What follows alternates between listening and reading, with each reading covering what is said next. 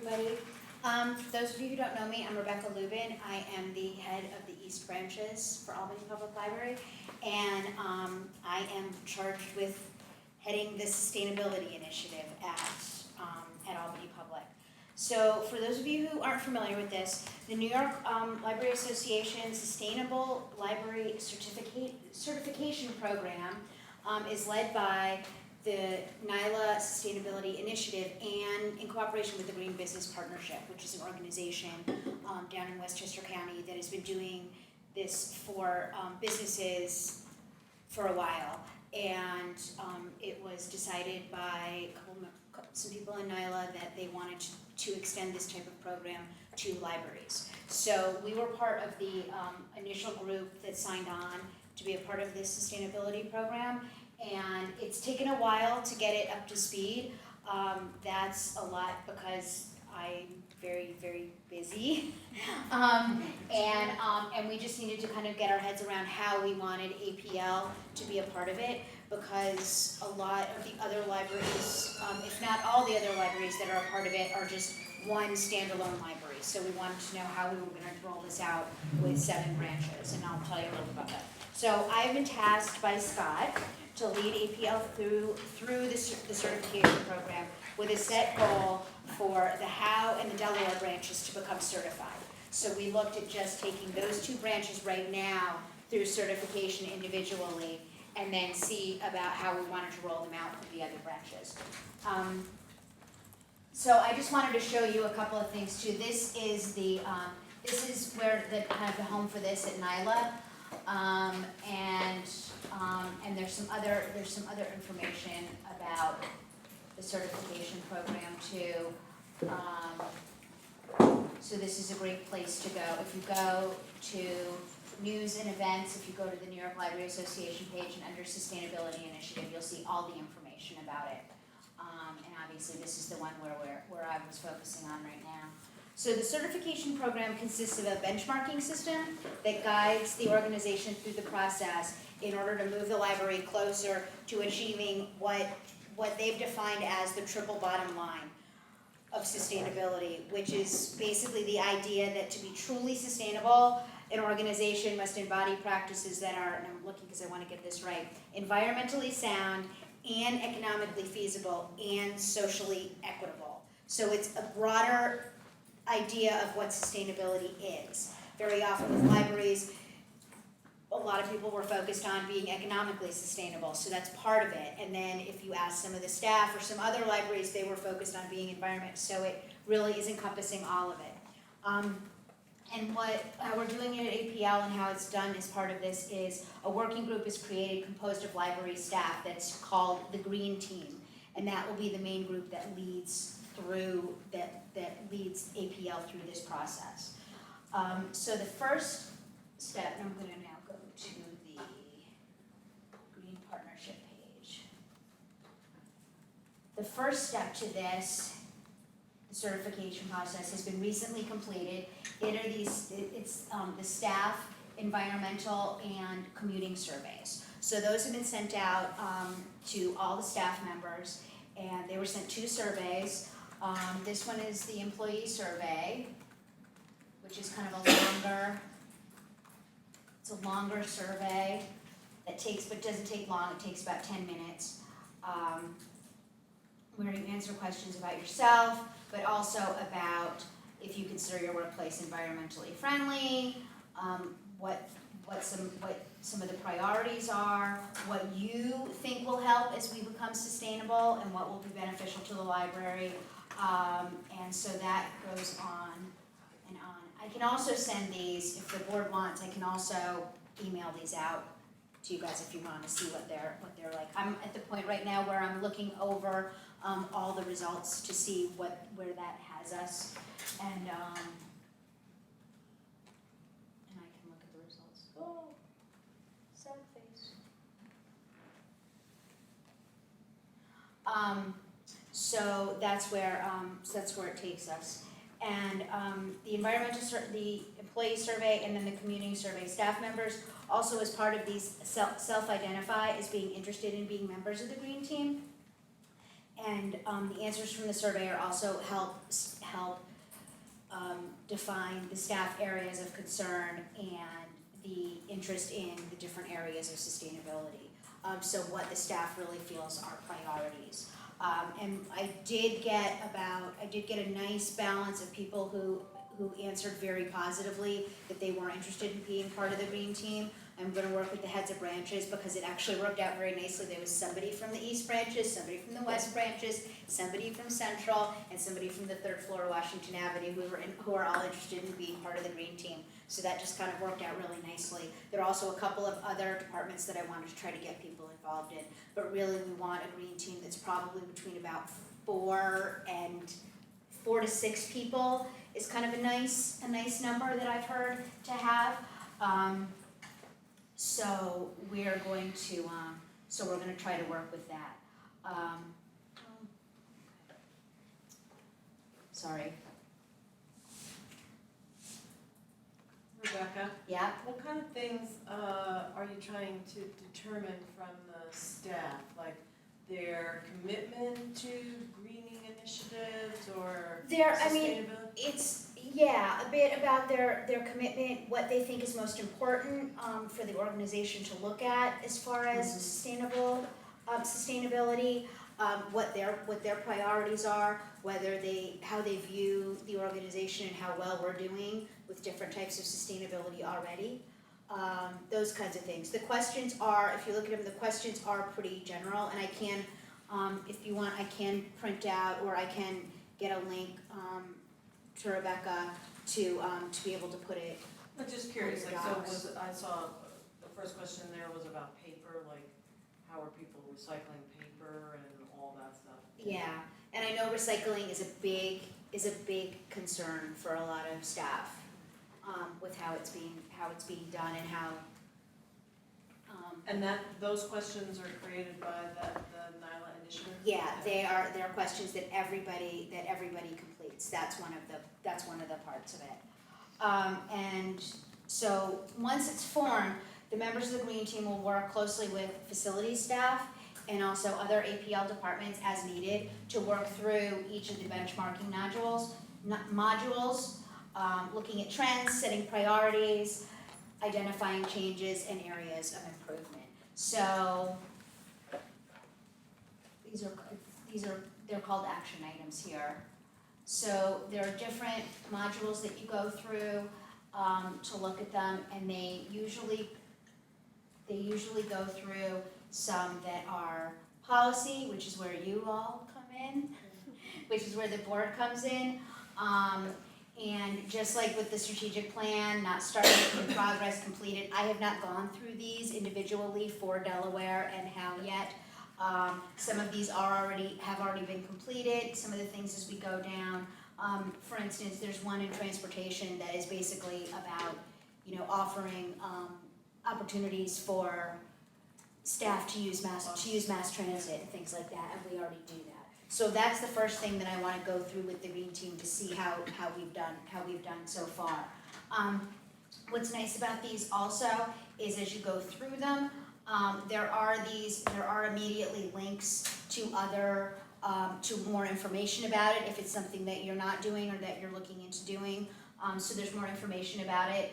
I know a lot of the smaller libraries were really looking at green purchasing, which we already do here, but a lot of smaller libraries didn't do it, hadn't done it that way. So that's been really eye-opening for them. So I've already been in touch with and had a lot of extensive conversations with staff who are dedicated to this project from the Green Business Partnership, and also I've been working and in contact with somebody from Saratoga Springs Public Library. They have been certified. So both Saratoga, NILA, Sustainability Initiative, and Green Business Partnership are very forthcoming in helping us with this process and helping give ideas and things like that of how to get it jump started and how to get things done and how to get buy-in if there's not buy-in for organizations.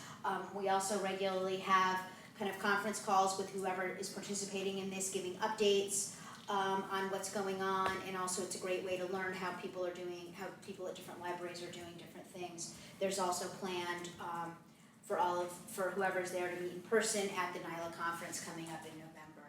So that's all gonna happen too. So it's taken a while, but we're not the furthest behind anybody else is getting this started. And because so much of this is already in place, and also the records are very easily gotten, to get some of the more technical information about this, we should go through the process pretty quickly. At this point, I don't feel comfortable saying that, oh, it's gonna take this long. I don't know that yet, I have to get a little bit deeper into it. You talked about the triple bottom line, so this is the environmental part. Right. How are you touching the other two? I mean, it's sustainable funding, and you're looking at that. Right. But, and I want to compliment Scott and his team regarding the equity. You've done the fine-free. You're having this building open to the community for when it's hot and very cold. So you're really much further ahead than. Yeah, it's just a matter of checking those boxes and seeing also further and getting more ideas of how we can do things and different options for doing things. And so I'm excited about this going forward. And I also want to compliment you and everybody before me. This is a core value of librarianship, and bravo. And one of the really great things about this, and I'll give a shout out to one of my favorite people, Rebecca Smith-Aldrich, who's really led the way nationally. She's really, Internationally. she and Matt Bolerman have really decided to get this started and work with the team of dedicated librarians through NILA, and really have gotten this in front of libraries, not only nationally but internationally. And so that's really great that, we're a big state, but in the scope of the world, New York's pretty small, and that we're leading the way with some of these things is really great. Yes. So the facilities committee has done our facilities report on all of the buildings, and that's how we're managing the capital funds and any of the projects, the grants going forward for library capital aid.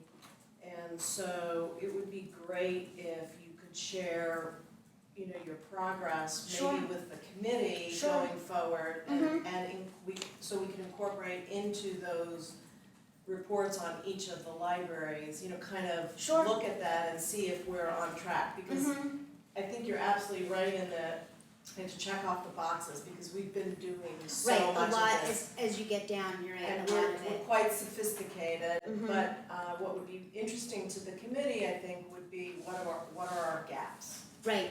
And I think staff is an excellent, I think that's so brilliant to talk to the staff, because they're noticing, those things that drive us all insane. That, we could be doing better. And it's also, it goes from big things, like how are you recycling, what kind of vehicles are you purchasing for the library, and things like that, and what's your heating system and cooling, and stuff, to very little things, such as do we really need to have disposable plates and cups in our staff kitchens? Right. Why can't we have real plates and cups in our staff kitchens, and people, Commitment to wash. things like that. So it goes from really the macro idea of the whole organization to really micro and what's going on. So you already said you don't know how long it's going to take, but what Right. I'm wondering is when is the right time to ask you for an update again? Maybe January? Yeah, that would be good. And how do you, I know you may not know this, but I'm just curious, how do you see, you're doing 2 libraries now, which makes sense. Do you see doing 2 every year, or depends how this goes? How do you see getting all the libraries? I'm looking at Scott. What we would like to do is see how much time this takes. Kind of like how we have been doing some other projects, to a couple branches, to realize how much of it is prep work and how much of it is actual work And then we'll have a schedule when we'll do this project. And that's, I mean, I'm looking at a lot of these questions as I go through, and I'm looking at them, and a lot of them are, you answer very quickly that it's done, it's done throughout APL, so it's not just, but right now, there's gonna be installing solar at Howe, so that's gonna happen at Howe, it's not happened at others. Yeah.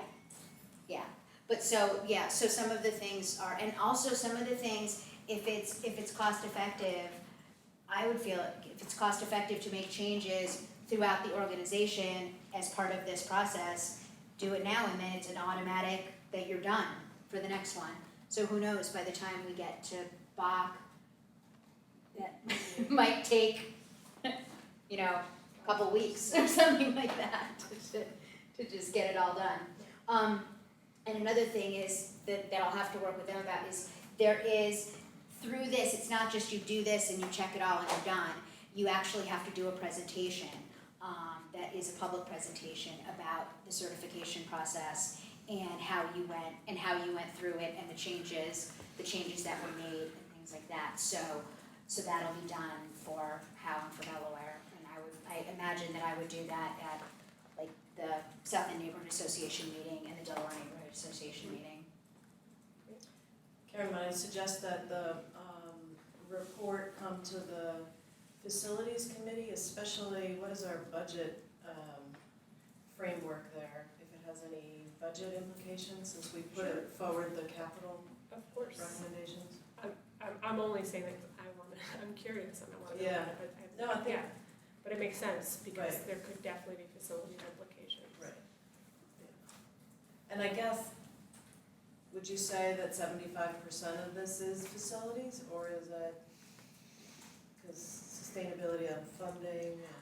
A lot of the base stuff is facilities. It's reporting about energy usage and water usage and things like that. So a lot of that, the base that you start with is, but as far as the implications, as far as the next steps go, I'm not sure, because we do a lot of this already. I mean, some of it is policy, Yeah, so such as the board and P&G. that's another part of it, is one of the requirements of certification is they kind of have, at the front, they kind of have a very boilerplate environmental policy that gets passed by the board, and Scott and I were discussing it, because I said, should I put this in front of you now? And I talked to the Green Business Partnership also, and because it's in our strategic plan saying that we're committed to this process. So I said, we have that in our strategic plan, is that enough to start? Because we didn't really see the benefit of doing kind of a very boilerplate, very simplistic saying, we think we should all be sustainable without any teeth in it. So really, it's the back end is looking at, and that's really where you come in also, is what are the policy implications of this? How do you, after going through this process, how do you set it up so going forward, APL is committed to continuing this process? So kind of that continuous improvement. And there is fiscal impact, some of them positive and some of them will need to be discussed, and budget lines need to be examined and discussed as well. Right. Any other questions, comments? Great, thanks so much. Thank you.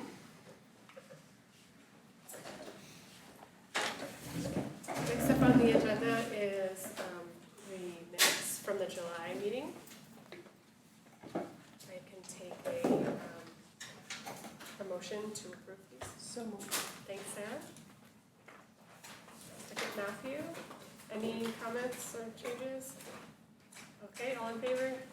Aye. Next up is the treasurer's report.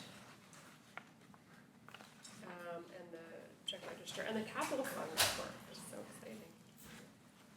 So is there anything, Adam and Chuck, that you want to highlight for us? What? We just did that. I was reading the minutes, I'm like, can we just do that? Is there anything that you want to highlight that you noticed for us? Or? No, when I was going through the monthly report, doing the analytical review to see if there was anything out of line, I didn't really notice that much anything being terrifically out of line. Yeah, there was a couple things, but nothing really drastic. Okay. So, say the report is in pretty good shape. Okay, Can I ask a question? please do. So the fees and fine income, especially the fine income, is last year's? It's not since, No, it's this Yep. year's. so it's, So there's two different scenarios here. The first scenario is there are some items that we have, like the library of things, those still get funds. Also, if you were to take an item out at another location and return it here, or you have fines at another library, you can still pay them here. So if you were to borrow a DVD at Guilderland, return it a week later at Guilderland, you would have 80 cents in fines. I don't remember what they're charging now. And I believe, and I could be wrong, so if anybody on my staff wants to correct me, you're totally great if you did. If you were to borrow, say, a book at Guilderland and return it here late because you borrowed at Guilderland, it will still accrue fines. I'm getting head nods, I know what I'm talking about. So yeah, this number surprises us, but that's the two ways you can accrue fines with us. Currently, under our agreement with Upper Hudson is when it comes to fines, if they're collected at your location, they're yours. So yes, which has brought some conversations over the last 20 years. And also, so fees are collected by us for a missing book. Those are actually billed by the owning library. So sometimes you might see this number fluctuate because we've taken in some money, and then Guilderland's very good about billing us. They'll send us a bill quarterly, and then we'll have to pay it out, and that number will fluctuate. thank you. And Sarah, I also want to point out that the budget, you passed this budget when, 6 months before the fiscal year starts at this point. Right. So it was before the, decided to go fine free. Thank you. Hopefully that changes. The interest income line, it says that we're at 175% of the budget expended. That's because there was a pretty good increase in the market value. I noticed that this month it's probably gonna go down because the market's decreased. To channel Mary Cullinan, mark to market. So when these are recorded, it's what it's worth in the market, and then Right. that might change. So Okay. that's another number which you'll see fluctuate. Alright. No, I saw 175%. Oh, we should be worried. That's good. It's actually Income. income. Income. Oh, well then that's great. Yes, yes. Technology software, 175%. Melanie.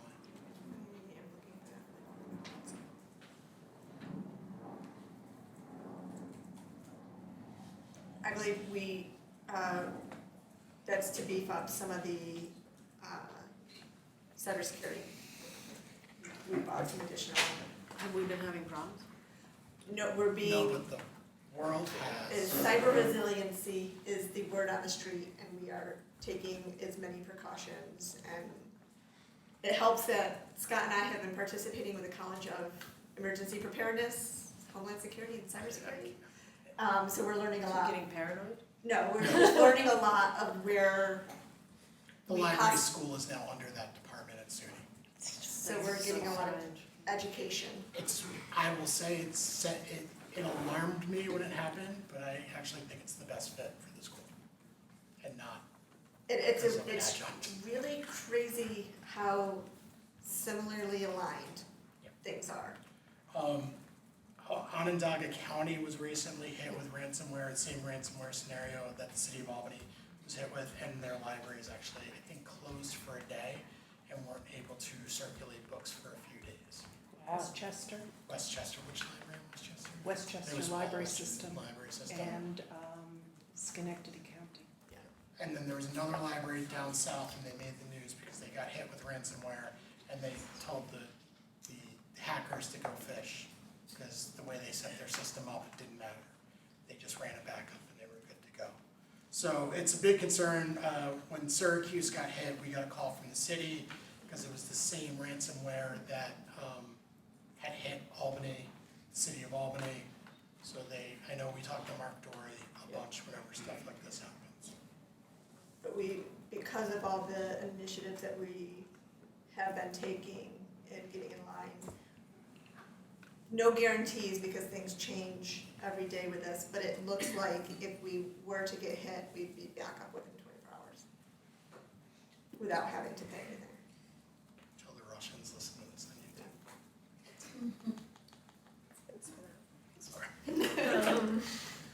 Okay, so we can, the capital fund report, any questions on that? I'm just so happy to see it. I'm very excited. I'm glad money's being spent. And so then we have two check registers to approve, the main check register and the capital fund check register. So let's start with the capital fund. Can I get a motion to approve that? Alyssa, did you have something? I just, so the capital, so that's for 2019, right, which ends December? December. So we actually haven't expended, Remember, this is July's check register. This is for work that was probably done in June and billed in June. oh, it's June, So it's you the gotta remember, June always capital. we're usually 1 or 2 months behind. Right, on so large we've got capital July expenses. and August. So do you think these projects, a lot of work is, We will see, and I will probably have to have a meeting with the facilities committee because some of the things that have gone on staffing wise. yeah, So, but most of those projects are actually, we just got the schematics for the study rooms on the first floor, and as soon as that's approved, that'll go through and that'll be a significant chunk of the capital projects, the expenses for the capital projects. Good. That portion will definitely be done before October. so does the facilities committee need to review these projects and give an amended budget, capital budget, if that's, I would say Suggestion. we're not there yet. I think it's a conversation we may need to have in October. Okay. and the, Don's moving and storage, that's to move stuff back into the auditorium? No, that's to move stuff out of, right now, the small auditorium has been used for local history Yeah. storage. That's moving Literacy New York out of their classrooms and moving them into the Tompkins lab to have the Tompkins lab be their classroom. And then we're moving the local history storage into those small meeting rooms that are in that hallway on the second floor, with the hope at some point either expanding the local history room or at least cutting a door so that we'll be able to collect more it's the beauty of history, you need more to collect as time goes on. So right now, this is to move the materials. Okay. So I'll take a motion for the capital fund check register. I'll make a motion. Thanks, Alyssa. Second. Thank you, Tom. All in favor? Aye. All right, then the main check register, or I guess this would be the operating budget check register. Let's do the motions and then ask questions. So I'll take a motion to approve. Thanks, Sarah. Second, Matthew. Okay, questions? Maybe you don't have an answer for this, and it's something that hit me as I was looking at it. It looked like the library, with all of its branches, there isn't one vendor to do, there are different vendors. I noticed different plumbers, different electricians, different. At another time, I'd like to talk to you about that. Thank you, Sarah. I have a question about 10305, Whiteman, Osterman, and Hannah. What does that cover, that invoice? That was for our arbitration hearing.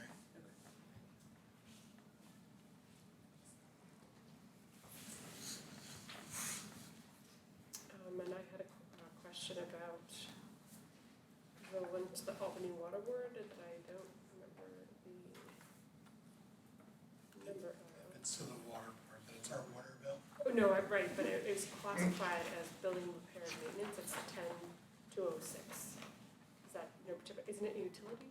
Or is that It how is. you? That is the line that those water bills have typically been booked to in the past. The national grid line is called heat, light, and power, so technically water bills don't fall under that. We haven't booked them there in the past. So yeah, that's something to think about doing, looking at.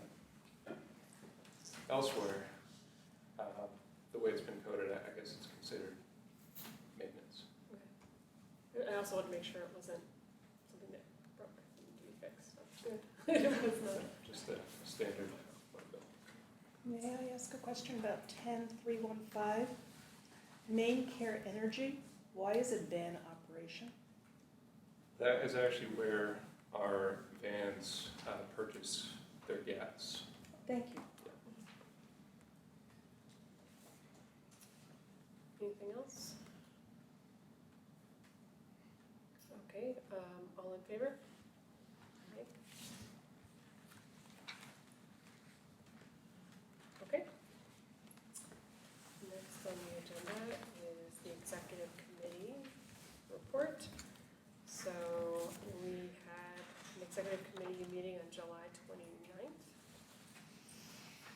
Just to go over the committee assignments, and so there's not really much to report about that meeting, but the minutes I think are now in the, there they are, in board docs, and we'll go over the committees later under new business.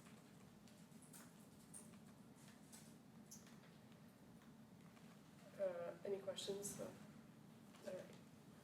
Next up is director's report. So upcoming programs, Pine Hills will be hosting a workshop on trap, neuter, and return for community cats on August 24th. Powell will be hosting a 5-part series on Indian rhythms, playing techniques, and vocal percussion. That starts the 16th this week and goes to the 29th. And North Albany will be hosting a youth art exploration program with the Tang Teaching Museum, and that'll happen this week as well, August 14th. In July, the Arbor Hill West Hill branch youth were treated to programs featuring reptiles, vision boards, and stress balls. The Washington Avenue branch hosted a Publishing 101 course for adults. The Bach branch hosted a discussion with senior citizens to discuss Albany housing and neighborhood issues. And that was done in partnership with the city. Youth at the Pine Hills branch enjoyed a Raptors program with the Northeastern Wildlife Institute of New York. Teens at the Delaware branch learned how to design galaxies on black canvas tote bags. In response to the recent shooting in the South End, the Howe branch hosted a support offered by Urban Grief. And at the North Albany branch, adult patrons were shown ways to create wall and window gardens from packing crates, rain gutters, tin cans, shoe organizers, and soda bottles. And I always like to remind the group that this is just a small fraction of the programming that we present every month at the Albany Public Library. Operations, facilities have restriped the parking on Elk Street. That's the parking behind 161 Washington Avenue.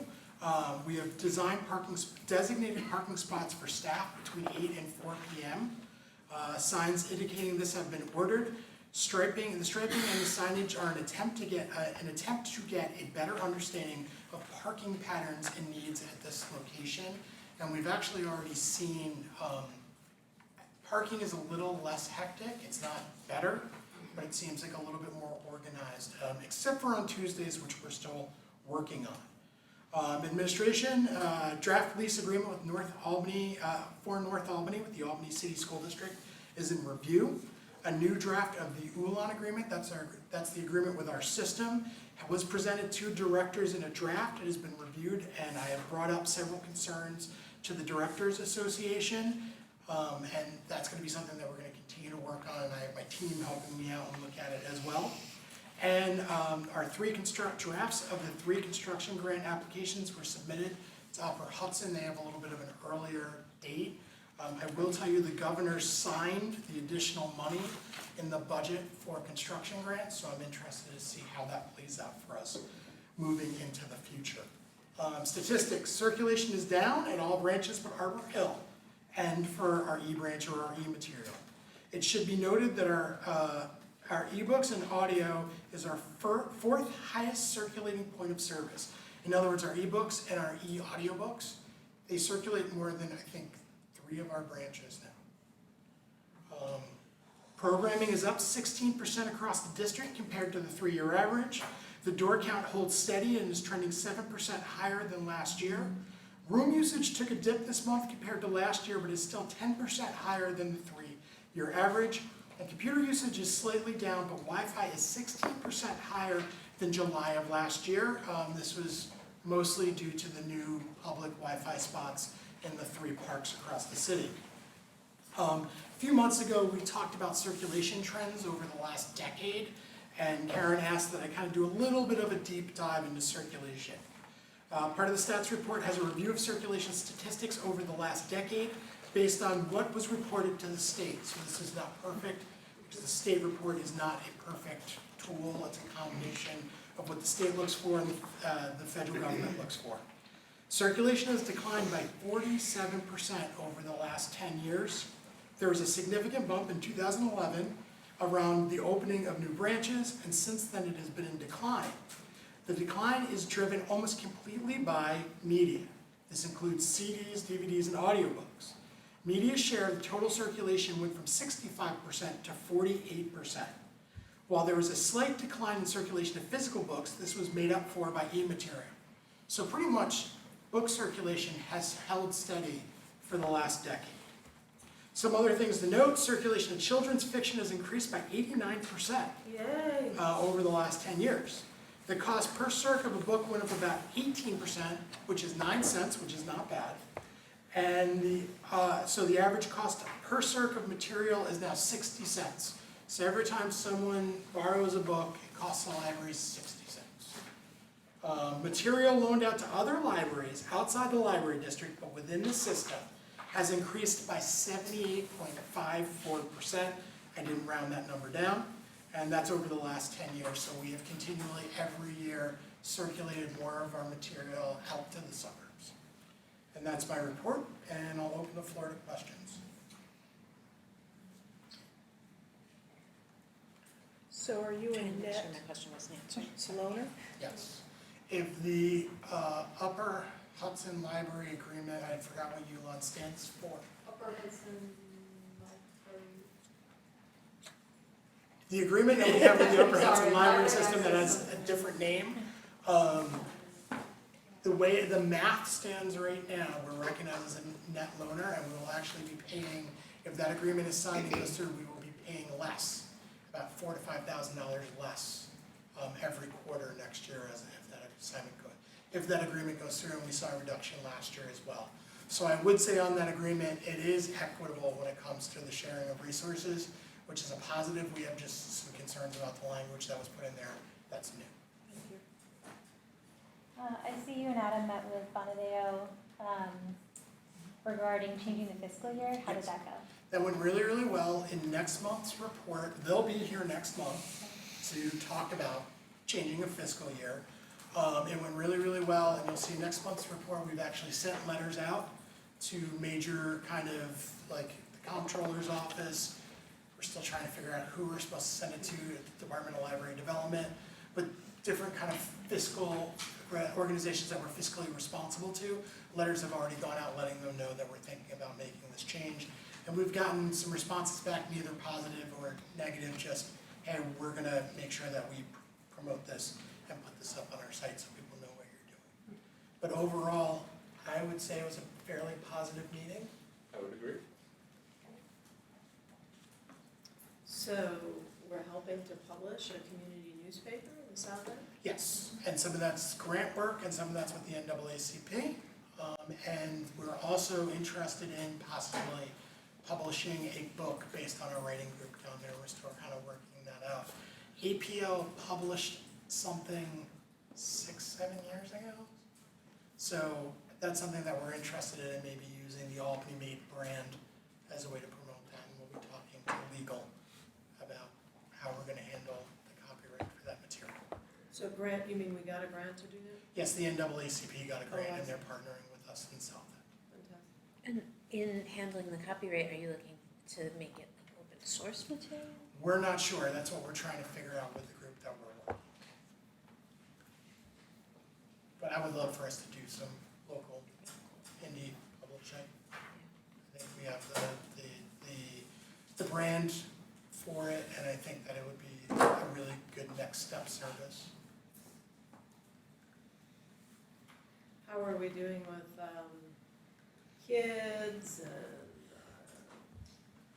library resource, community resource people, and how's all that I going? think it's been a very quiet summer at Arbor Hill. We made some staffing changes there a few months ago, and we think that worked really, really well. How continues to have its blips, but we will talk later about some training that we want to do. And we know that we've been using some, with the help of community support specialists and some of the staff that have buy-in. We're doing a lot of things with de-escalation that seem to have a positive impact. So instead of long sustained acting, behavior that we're not necessarily viewing as positive, now we're back to kind of seeing blips where every once in a while somebody has a bad day, and the library is, catches some of it. I just want to thank you for doing the circulation over the decade report. I find it really helpful to understand how the larger trends are affecting our library and understanding why the circulation is going down, which you've talked about, but it's nice to see the numbers with that and knowing, focusing on those lower numbers and seeing, the lower lines, and seeing where things are really steady. It's really fun. good. Glad. Fun to read. I didn't realize that media circulation was, even now, I knew it was falling because you report it every month, but even looking at this graph, it's still by far our largest thing that we still circulate. Right now at Pine Hills and Bach, and this is the first time I've ever seen this, those two branches are actually circulating more books than DVDs, which is a huge surprise. Streaming. Streaming, it's the Netflix effect. I mean, it really is, and I almost incorporated a graph of users of Netflix to show. Melanie did a really great graph 4 years ago, which showed how unemployment and circulation kind of mirrored each other. And it's the same thing, as we see more people using Netflix, less people are. And we were talking, and we still are talking about an online streaming service, but if some of you follow that, the two major partners in that, which was New York Public and Canopy, had a pretty bad breakup. And so we're monitoring that before we make any forward move with that. The company did some things, All three of the major cities. Queens, Brooklyn, and New York Public pulled out. And some of the behavior by the company itself was not very positive, so all the libraries are kind of on hold right now with it. It's a difficult pricing model to budget, because you're actually paying per circ, and then you have to limit the amount of stuff people circ, and then you could say, we think we're gonna have 3,000 users, and then all of a sudden you have 6,000 users because you've promoted it so well, and you're trying to figure out how you're gonna pay for that. Anything else? Any other questions? Scott, I am gonna send your way an email I'm sending to the head of the Y. They're gonna be doing a community survey. They're looking to actually perhaps build a Y in the city of Albany. And they're looking for ways to distribute the survey. And it would seem like the Albany Public Library would be a great physical location for copies of their survey. I will definitely look at your email and reach out. I'm gonna send that right Okay. Great. I'd also love to see it. You just send it to me. Well, I don't have the survey, I'm just gonna send the note that Oh. says they should distribute it here at the Albany Public Library. We'll reach out to the director of the Albany YMCA, and she would probably be open. Excellent. Just a little bit of information when it comes to the Wi-Fi and the park Wi-Fi. The park Wi-Fi is actually acting as our second largest Wi-Fi branch. So it is getting used very well. So it's at Lincoln Park Pool. Lincoln Park Pool, Swinburne Park by the Laker Stadium. or the rink. Because we couldn't, there's not a facility to post it by the stadium, and the Park Playhouse. So, at Washington.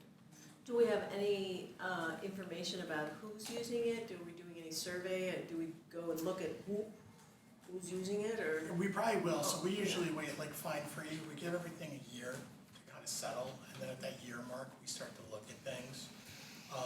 But we try not to glean as much information off the user sessions, but we probably should do some type of survey. Yeah, but we know these are numbers that are solid because it's the same way you do it in our building, so you have to actually, someone has to physically press the button. So it's not like someone's phone is just picking up, an IP address. And it's very evident when you read that and click the button that it's the Albany Public Library. Great, thanks, Pat. Okay, so the strategic plan, last month we presented the 5 tactics that the strategic plan of that committee came up with, and that was included in the minutes, or in the packet, excuse me. And so we wanted everyone to have a month to look it over and think about it, and hoping to vote on it today, so that we can start implementing as a board. Can you just remind me, how do we do the assignments and how do we get it started? Or does the staff respond to any of these and help with assign? That is something we, I would think it would be a combination. So for let's go with tactic 2, for our objective 3. It's page 3, I believe. So that has, we discussed having that done by the nomination committee. So I think the nomination committee would start it, and because it's looking for awards, it would have to be connection with the library staff, because they probably actually need to do the applications because they have the information. So I think the trustees would initiate many of these, and we'd have to collaborate with staff in some cases. And so, would you like to spend some time at a future meeting assigning these, or maybe? Oh, sure. I mean, I think that a lot of them are, they're kind of, it's clear, right? There's some that I are think we going just to have be, to start, like, number 1. To get it on the agenda, we have to start reporting it. right. And the committees seem like a good place to do some of that work, but in terms of, we as a group, we should decide who gets assigned, and we have to track that, so perhaps we put it on the agenda every month, so to see how things are moving forward, and maybe over time we can do less, but does that make sense to do it every month? Okay. Any other comments or questions on these? What exactly do we mean by assigned? Like, you identify a point person for each of them already. What is assigned compared to that?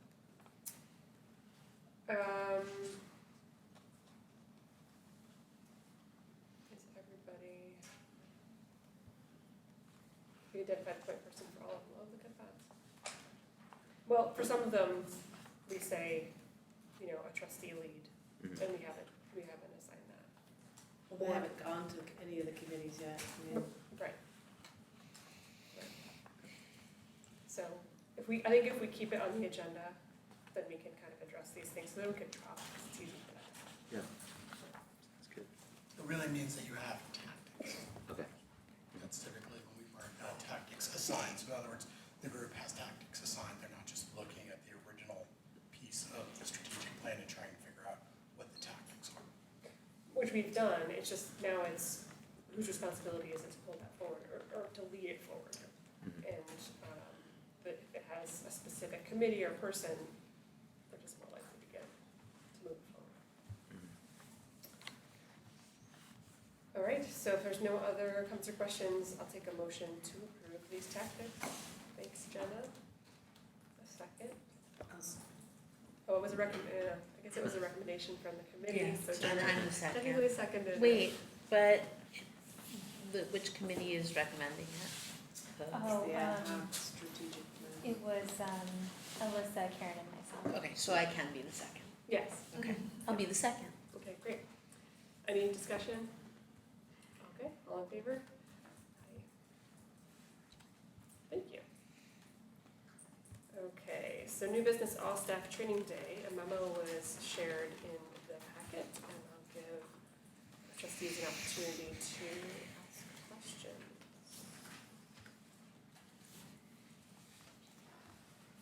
I had one question, and that was, does it, it's always a balance between, serving the community and making sure our staff are all, on the same page. And so I'm completely in support of, doing more to support the staff, and especially since you're moving beyond just the, as you say, transactional model. Does it make sense maybe to have days where half the staff, is there a way to break it up appropriately? I'm not saying like, randomly or just divided in half, but, does it make sense to have certain groups of staff working on some things, or? So this came from a conversation, from a suggestion from our community services and from Annie. From? Annie, who's our community support specialist. Oh, you're the social worker? Yes, she's not a social worker though, but she Gotcha. fills in that role. We have been discussing about a de-escalation training for some time now, and then we ran the numbers. And we realized that there's at least 50 staff who need to be involved in that training. And the trainers that we were looking at would be coming up from the city, and it would be an all-day training. And 50 staff members for an entire day is closing. Yeah. So we talked about different scenarios, being closed in the morning, but from my perspective, so this last staff development day, which used to be a really nice day where you did a little bit of training, you did some team building exercises, there were some trust falls, and former and current staff all rolled their eyes, but it was a really good team building experience. We've almost moved away from that completely, and it's now almost completely a day of training. And even with that entire day of training, we still skip stuff and truncate stuff. So in other words, we did our customer service in an hour when that should be a 2-hour training. We skipped our active shooter training, which I never wanted to. I've been at a conference for the last 2 days about security in educational environments. This morning I learned how to stop a bleeding wound with a dummy. Not a great way to spend your morning, but that's where we're going. These are all trainings that I think need to happen with our staff. Narcon training, CPR, all of these things. We talked about our last staff development day. I talked about the concept of a resiliency center, that libraries have grown to become resiliency centers. So when the power goes out, people come here. The facilities committee talked about getting a generator for here, and Dan's plan is to hook that generator up to this space. So if there's a power outage, and there's actually a lot of power outages in this neighborhood, when there's a power outage, instead of like we did at Washington Avenue where administration can continue to operate, we can continue to operate with laptops with the public. We can instead open this space and have this space open that if the Red Cross wants to come in or if people just want to come in and we staff it that way. So we're recognizing our role continues to grow to do a lot more than loan out material. And because of that, and because we're doing more programs with a lot more people in the building, and we're also seeing a lot more of the behavioral issues, mental health issues, drug abuse issues coming into our buildings, there's significantly more training that we need to have. And as we diversify our staff, you know, from librarians to social workers to community engagement clerks who are doing a lot of security and kind of, you know, triage work. As we move in that direction, we realize we need more sophisticated training. We can't do it in staff development day, and I think that's not fair because I do think the staff deserve a day where it's also team building and getting to know each other. So we ran the models and being closed for half a day and having some staff trained and other staff trained. That's really difficult. We have a significant portion of our staff that are part-time, and almost all of the training they get that year is in our staff development day. So this would really provide us an opportunity to do some in-depth training and to do some training and team building on staff development day, and then dedicate another day to just all of the training that we need. And there's also, you know, there's a lot more, there's things that we are legally obligated to do now. So our sexual harassment training is one of those things, where this way we have it scheduled, we know we can get a significant portion of the staff by doing it this way, and we don't spend, I think we've spent 2 months now trying to figure out how do we get all of our people trained, and how do we know they're trained, because that's the other thing is librarians and information specialists, I've been a part of trainings that were done just to meet the deadline.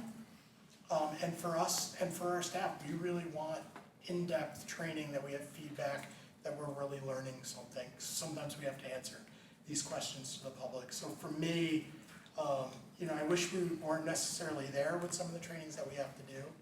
But I know Dan and I are really interested in doing, not just doing active shooter training, but actually doing scenarios in the buildings.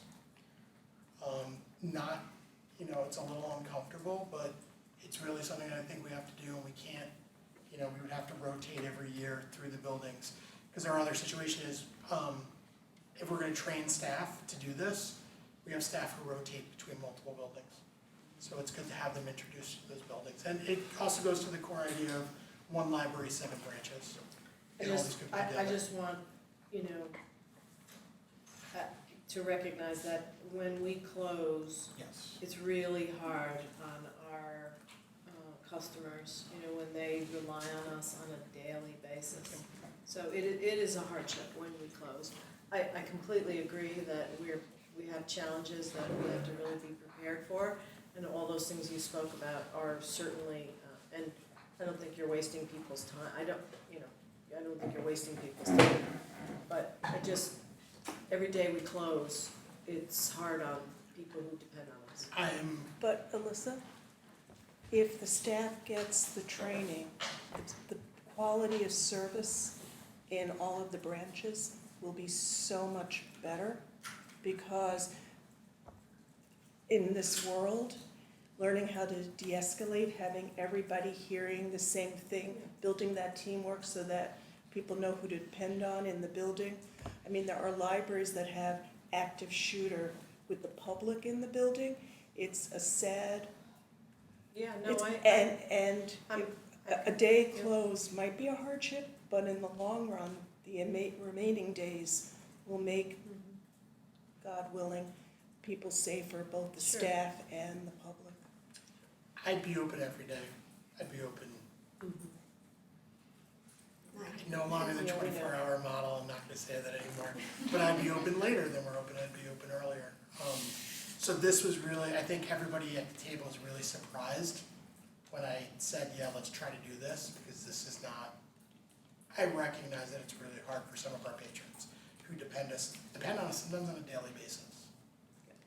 So this was not an easy, and that's why we're saying we're having this conversation. And it's, as Scott pointed out, you know, as I've been the one that's kind of coordinated the staff development day over the last couple of years. And it is becoming more and more difficult to hit those compliance trainings that we need to do. Because we try to fit them in on staff development day, and I know, you know, as Scott mentioned, it was kind of a half training, half team building thing, and we've had to go to straight training. And by the end of the day, everybody's like, and it's not easy topics either that we're training on. So they're saying like, by the end of the day, we've like mentally burnt them out. So if we could spread it over 2 days, that would help the staff as well.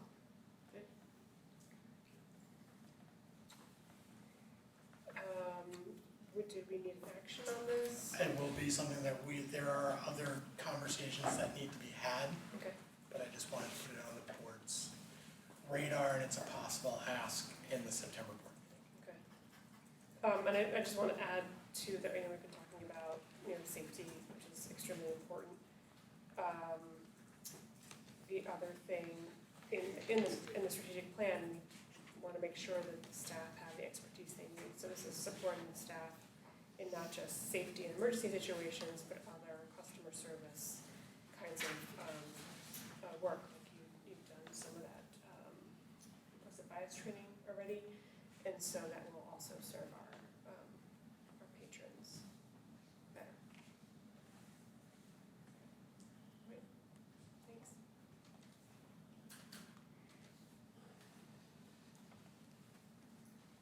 Committee assignments, so hopefully everyone's had a chance to look at it. I think everyone got at least one of their top choices. It's not always easy to get everybody in the committee and make sure that everything's, the work is balanced and new and more tenured trustees.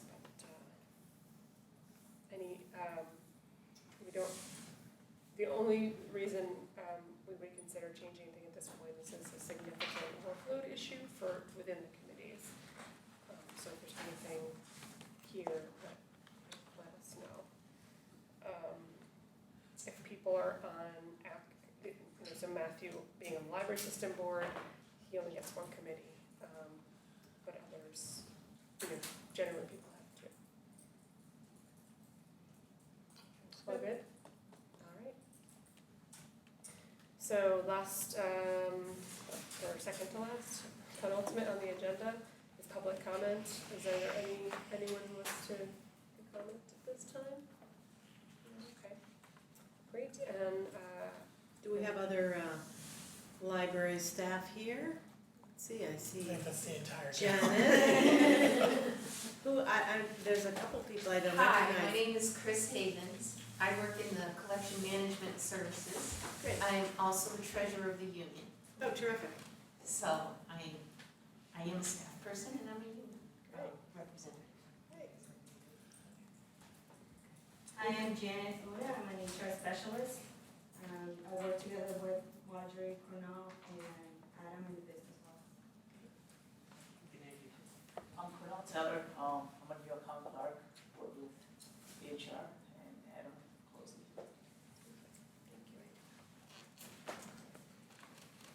and hi, Marjorie. We know Marjorie. We all know you. Hi, Marjorie. So we know I want to say hi. Okay, so next is executive session, and we will have executive session tonight. So, who's staying, I guess, so we should make a motion to go into executive